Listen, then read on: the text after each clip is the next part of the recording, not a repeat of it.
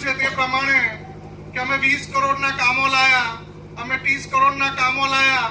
ભાઈ, તમે કોઈ ધારાસભ્ય કે સંસદ સભ્ય ન હોય કે જેથી કરીને 20 કરોડ કે 30 કરોડના કોઈ કામો આપે. જૂઠું બોલવાનું અને જોરથી બોલવાનું કોંગ્રેસનું કામ છે. અને કઈ કહેવાય ક્યાંક કાલે મેં સાંભળ્યું છે કે કભી અભી મંદિર પર જા બેઠે, કભી મસ્જિદ પર જા બેઠે. મિત્રો, मंदिर पर भी जाइए छे, मस्जिद में भी जाइए छे.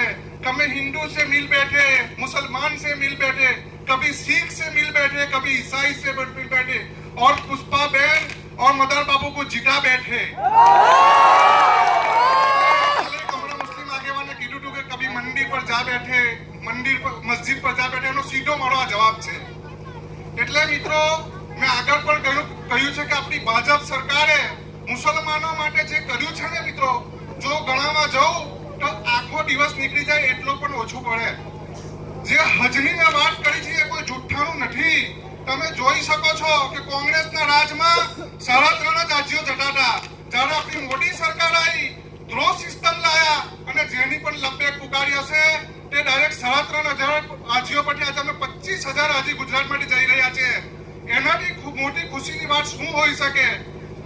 પછી મામરૂટ કાર હોય એ તમને એટીએમ 100 રૂપિયા આપ્યું છે. પછી મુસલમાનોની શિષ્યવૃત્તિ હોય. મિત્રો, મુસલમાનોની આપણે શું યોજનાઓ તમને ગણાવવા બેઠું તો આખી રાત નીકળી જાય.